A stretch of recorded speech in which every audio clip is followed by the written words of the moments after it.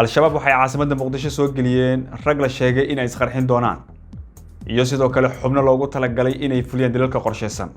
qataraha caasimadda ay wajahayso xogo muhiim ah oo arrinta ku saabsan ayaan idin hayaa fadlan daawade nagu soo biir muuqaalkana share garay si dadka aan u ogeyn u gaaro isla markaana taxadarkooda ay u muujiyaan mahadsanid ila sirdoon oo lagu kalsoon yahay waxay xaqiijinayaan in argagixisada al-shabaab ay qorsheynayaan in magaalada muqdisho maalmaha soo aadan ay ka fuliyaan qaraxyo ismiidaamina isla markaana waxaa la sheegay in raggii fulin lahaa gudaha caasimadda la soo geliyay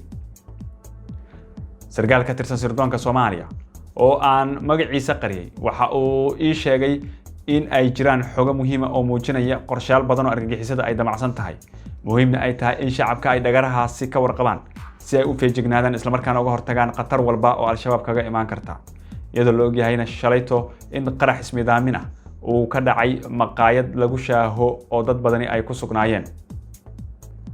xogta waxay sheegaysaa in ku dhawaad 10 ruux oo la sheegay inay u badan yihiin dhalinyaro isla markaana ay ku jiraan 2 ruux oo da'dooda 50 kor u dhaaftay la keenay caasimadda muqdisho maalmihii ugu dambeeyay kuwaas oo la tilmaamay in argagixisada ugu talagaleen in ay gudaha magaalada isku qarxiyaan sidoo kale ku dhawaad 50 dhalinyaro ah ayaa la sheegay in magaalada muqdisho ay soo galeen kuwaas oo kamid ah kooxda madax jibiska ama waxa loo yaqaan amniyaadka argagixisada al-shabaab kuwaas oo la tilmaamay inay bartilmaameysan doonaan ciidanka dawladda cid walba oo dawladda u shaqeysa iyo waliba cid walba oo argagixisada ka soo horjeesata waxaana taasi qayb ay ka tahay qorshayaasha al-shabaab ay ku doonayaan inay ku qalqalgeliyaan shacabka muqdisho oo in ka badan sanad nabad ku naaloonaya isla markaana ka nastay gumaadkii argagixisada ay ku hayeen haddaba meelaha laga cabsanayo ama loo maleynayo in argagixisada ay weerarada ka fuliyaan waxa kamid ah goobaha bulshadu ay ugu badan tahay ama isugu yimaadaan badi sida maqaayadaha hoteelada iyo goob walba oo shacabka isugu yimaadaan waxyaabaha kale ama meelaha kale ee laga degayo waxa kamid ah meelaha loo arko inay istiraatiijiyad tahay sida maqaayada iyo hoteelo inta badan ku teedsan wadada Maka al-Mukarrama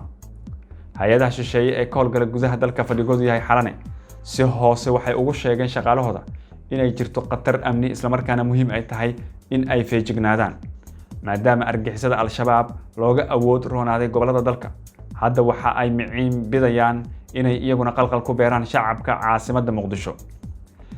waxyaabaha qarxa ayaa la sheegay in si tartiib loo soo gelinayo gudaha magaalada muqdisho kadib markii ay fashilmeen gaadiidkii al-shabaab ay sida tooska ah magaalada u keeni jireen waxaana taasi ay timid howlgaladii ballaarna ay sameeyeen ciidamada ammaanka ee dowladda federaalka Soomaaliya iyo dadka shacabka ah kuwaas oo ka hortagay gaadiid badan oo qaraxyo laga soo buuxiyay looguna talagalay in lagu weeraro gudaha caasimadda hase ahaatee laga hortagay oo la burburiyay qaarkoodna intii aanay soo gaarin gudaha caasimadda ay ciidanka ku baxeen haddaba qobarada ammaanka waxa ay sheegayaan in al-shabaab ay sameynayaan rafashadii ugu dambeysay oo ay ku doonayaan inay ku qalqalgeliyaan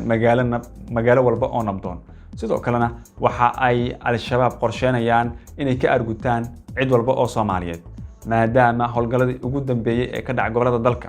casharo adag loogu dhigay deegaano badan laga faramuroojiyay maleeshiyaad badan laga dilay iyo saraakiil sarsare sidoo kale waxa soo badanaya khilaafka ka dhex xaloolsan al-shabaab dhexdooda maadaama dagaalka ay ku jabeen dhexdooda ayay haddana ismaageen oo waxa la leeyahay laba garab ayay kala noqdeen xubno hore isku qarxin lahaa oo la diiwaan geliyay oo ka dhuntay goobo laga geeyo gobolka Mudug taasoo keentay in argagixisada maleeshiyaadkooda ay xoogaa soo wajahdaan niyad jab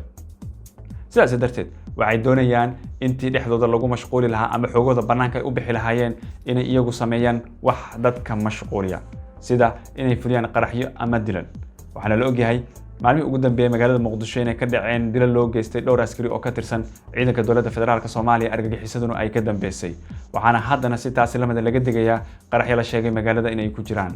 haddaba daawada muuqaalkan si faafi oo gaarsii